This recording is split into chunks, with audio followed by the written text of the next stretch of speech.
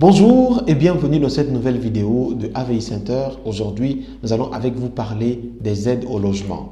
Vous êtes étudiant et vous n'êtes pas sans savoir qu'arrivé en France, vous aurez la possibilité d'obtenir de l'aide de l'État ou l'aide de la caisse d'allocation familiale, la CAF, pour votre logement. Il y a deux types d'aides possibles. Il y a les APL et puis il y a l'ALS. APL qui signifie l'allocation personnalisée au logement est une catégorie donnée et l'ALS qui signifie l'allocation logement à caractère social est également d'une autre catégorie. Maintenant, pour ce qui est des deux allocations, quelles sont les conditions pour obtenir cette aide et ensuite, qu'est-ce que cela apporte à l'étudiant? Déjà, ce qui se fait, c'est que pour avoir l'APL ou l'ALS, vous devez forcément être en location, en colocation ou en sous-location. Vous ne pouvez pas être propriétaire de l'immeuble, vivre chez vos parents ou dans un bâtiment qui appartient à vos parents et avoir une aide au logement. Ça, c'est la première des conditions. Deuxième condition, le logement pour lequel vous souhaitez obtenir une aide au logement doit constituer votre résidence principale en tant qu'étudiant. Cela veut dire qu'il doit y avoir un contrat de bail entre vous et le propriétaire. S'il n'y a pas ce contrat de bail, vous ne pouvez pas avoir d'aide au logement. Et si le bail est signé au nom de vos parents, au nom d'un frère, au nom d'un ami, vous n'aurez pas non plus d'aide au logement. Il doit y avoir un bail à votre nom avec le propriétaire pour votre hébergement principal. La condition numéro 3, c'est pour les étudiants qui ont moins de 20 ans et dont les parents perçoivent déjà des prestations de la CAF.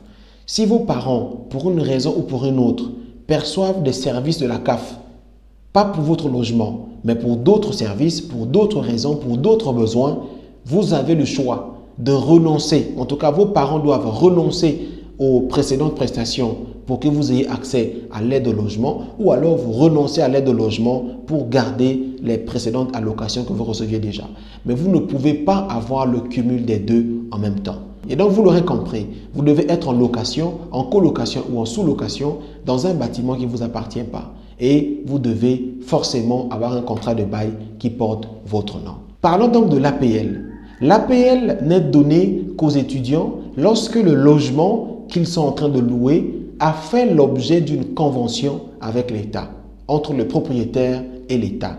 Par exemple, les logements CROUS, le Centre régional des œuvres universitaires et sociales, a des résidences qui sont conventionnées, ce qui fait que les étudiants qui habitent des logements CROUS, des appartements obtenus sur le site de CROUS, ont accès aux APL.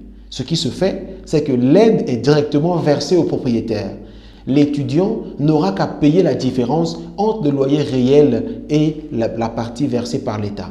Si par exemple, vous avez un logement qui coûte normalement 450 € et que l'État prend en charge 300 €, je dis n'importe quoi, le loueur perçoit directement les 300 € et vous devez payer à votre propriétaire les 150 € de différence. Mais vous n'allez pas recevoir directement de vous-même les 300 € versés par l'État. Ça, c'est ce qui concerne l'APL. L'ALS, par contre, est la forme d'aide généralement attribuée aux étudiants car elle concerne les logements non conventionnés, donc la plupart des logements que les étudiants occupent. Que ce soit un foyer, une résidence privée, un appartement, une maison, vous devez quand même prendre en compte les exigences de l'ALS avant d'avoir accès à une aide. Déjà, il faut les conditions de confort. Avoir 9 mètres carrés minimum par occupant. Donc, si c'est une colocation, il faut que chaque occupant dispose de 9 mètres carrés. Si c'est un studio, il doit avoir 9 mètres carrés minimum. Et si vous êtes en couple, il faut au moins 16 mètres carrés avant de bénéficier de l'aide au logement. Il doit avoir un chauffage dans ce logement. Vous devez avoir les conditions minimum de confort dans un bâtiment, qu'il soit neuf ou ancien, avant de bénéficier de l'ALS. Par contre, vous pouvez percevoir directement l'aide envoyée par l'État dans le cadre de l'ALS et la verser à votre propriétaire. Tout comme il est possible, si le propriétaire en fait la demande, de percevoir directement votre aide au logement et vous n'aurez qu'à payer la différence. Et vous pouvez également vous-même faire cette demande-là.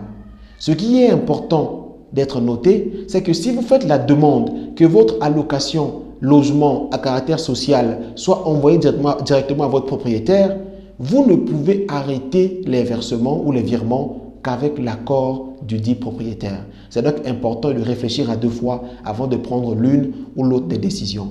Toujours est-il que vous avez accès aux APL si le logement est conventionné et aux ALS si c'est un logement non conventionné. Vous devez prendre la peine, surtout dans le cas des colocations, de respecter les conditions de confort, les conditions d'espace afin de ne pas tomber dans le piège d'un logement qui n'est pas éligible aux ALS. Et pour ce qui est des APL, tentez donc un logement Crous. Je disais que c'est le Centre régional des œuvres universitaires et sociales.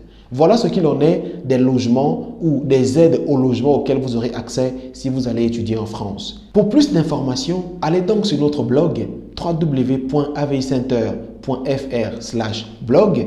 Vous aurez plein d'articles qui parlent de l'aide au logement et d'autres articles encore. Toujours est-il que les prochaines vidéos traiteront des sujets similaires. Alors si vous n'êtes pas abonné, abonnez-vous. Et pour cette vidéo-ci, likez-la et partagez avec vos amis afin qu'ils comprennent qu'est-ce qu'ils doivent faire pour bénéficier de l'aide au logement une fois en France. Et si vous y êtes déjà, désormais vous savez ce qui peut vous aider facilement à avoir accès à l'APL ou à l'ALS. On se dit à très bientôt pour la prochaine vidéo. En attendant, prenez soin de vous.